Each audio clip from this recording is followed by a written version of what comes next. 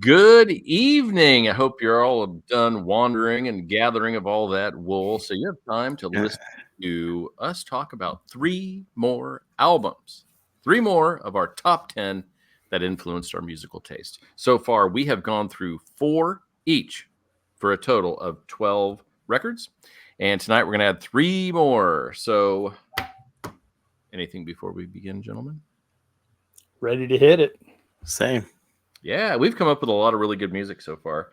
So Agree. I can't wait to see what you boys have for tonight. Mr. Mundy, you are on deck again. Your number 5 choice is. Are you ready? I'm ready. I'm ready. Let's see it.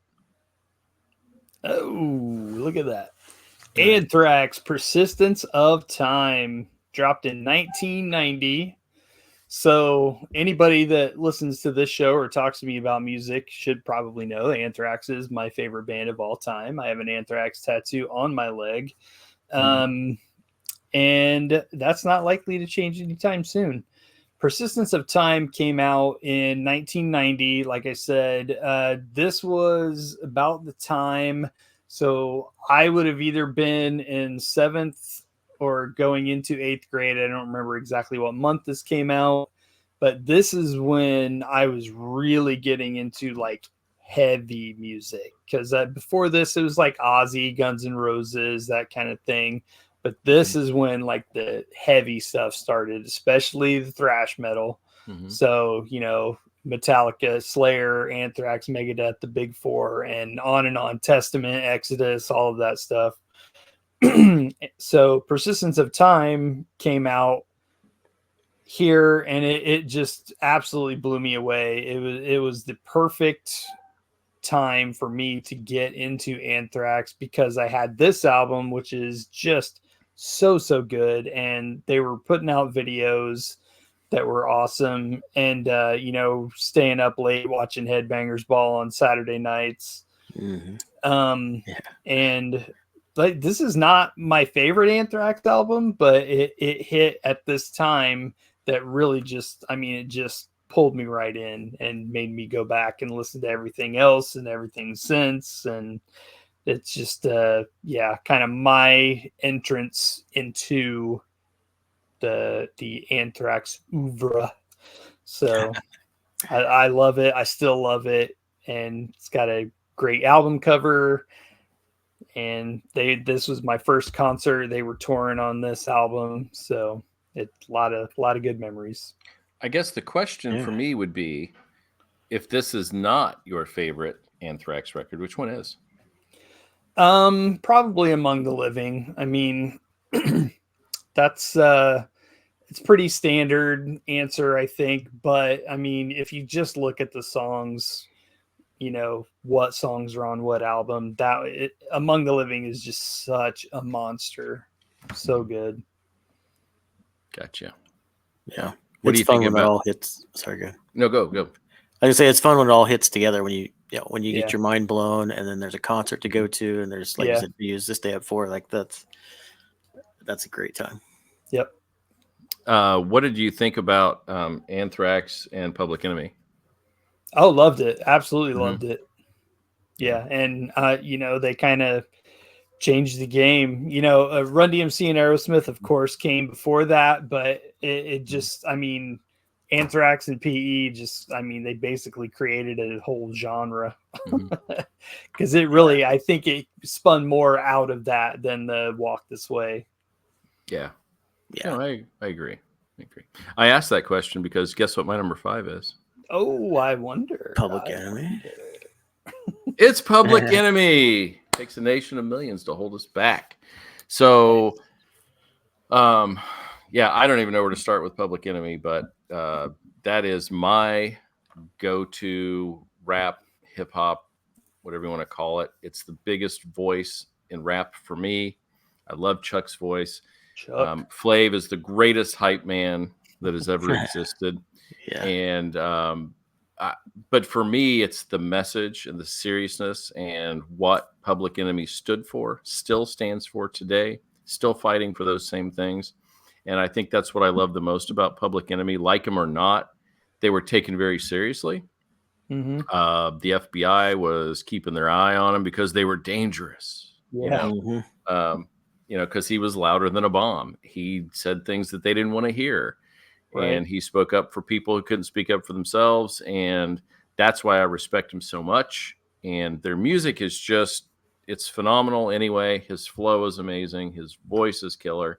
Public Enemy is, for me, hands down the best rap group. Chuck's the best rapper of all time for me. And they are my number 5. And so, and still today, and I love it because Chuck is very accessible on like Twitter. I'll respond to him or something, he'll respond back. Yesterday, he reshared something that I had posted. So he's very much of the people, which makes him, in my mind, even better. So Yeah, there you have it. Even better. it's cool. And I know we chuckle when we say they were dangerous because we've got time, has passed since then, but I mean, music can rally people, and if you're speaking truth and the truth isn't what other people want to hear, it's like, Truth to power.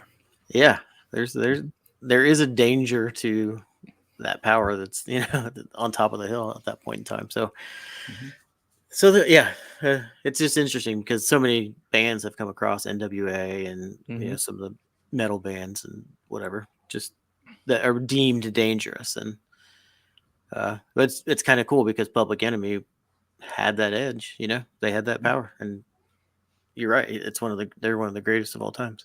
Absolutely. I have one question. I know as much as you love Chuck, what did you think of Prophets of Rage? I like it. Love it. Yeah, I mean, it's you put like-minded people together, what are you going to get? Solid gold, and you did. So, and we did, like, his solo records were great.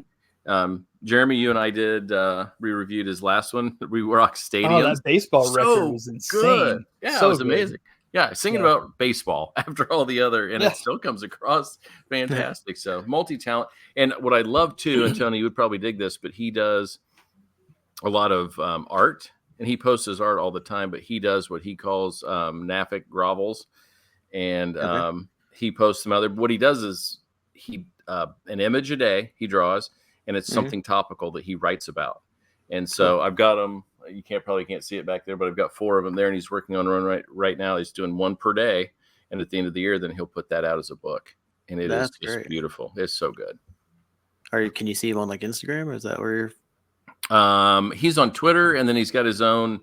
It's an app. What's the name of it? I can't even think of the name of it right now, but I'll post that. He does a rap station, and then he's got a Bring the Noise app, and you can post on there. And he posts a lot of stuff there. Right on. Yeah, that's cool.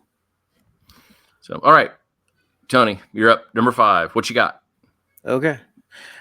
Beastie Boys, License to Ill, our first overlap. So, sounds familiar. Yeah. That was Metalhead Mondays number 3. So I won't belabor the point. We all kind of all said it was such a great album. It still holds up in a way and still has some dated feelings, about it. But that for me was a fun time because that was my first year that I transitioned from Catholic school to public school.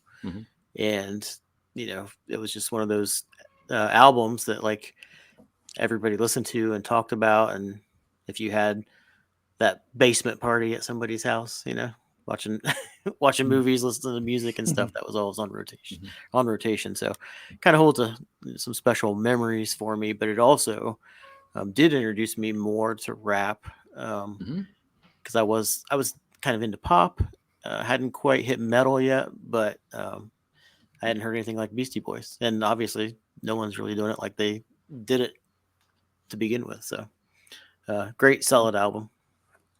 I remember the Fight for Your Right video was everywhere. And I was over at my my aunt and uncle's house, and they had MTV on, and that video came on, and I was like, oh, I love this song, blah, blah, blah, and he was like, oh, you like this? And I'm like, this is awesome.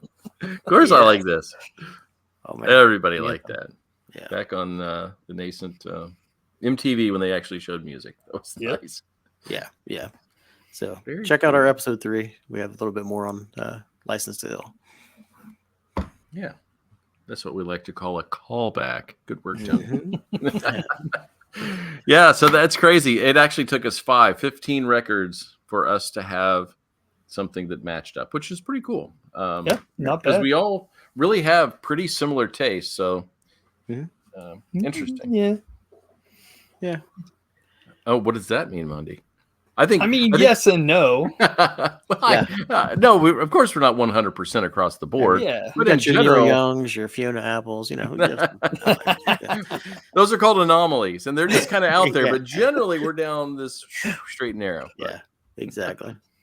you know what's really interesting, and I know I've got some honorable mentions, but none of us have like those huge bands from the 60s. Mm-hmm. And Yeah. early 70s, which is interesting. And I don't know if you guys have honorable mentions. I do from that group, but I thought we might have one of or two of those perk up. So we'll see where that fits in later. Closest I got was the Stand By Me soundtrack. So Right. Yeah. Yeah. All right. Well, that's it. That's our first 5. That will represent Monday through Friday. Next weekend, we will record again, and then we'll have another 5 Monday through Friday. Please check us out. Go back and listen to the other ones if you can. These will be posted all over our social media, on Facebook, on TikTok. It'll be on Instagram, probably Twitter. And of course, you can always find these on Apple Music. You can find them on Spotify. Make sure anywhere you go to get your podcast, you'll get those. We're going to be pretty much everywhere. So there's no reason you shouldn't be listening to these. Exactly. All right. Until next time, with our 6th choice, we'll see you then. Have a good weekend, everybody.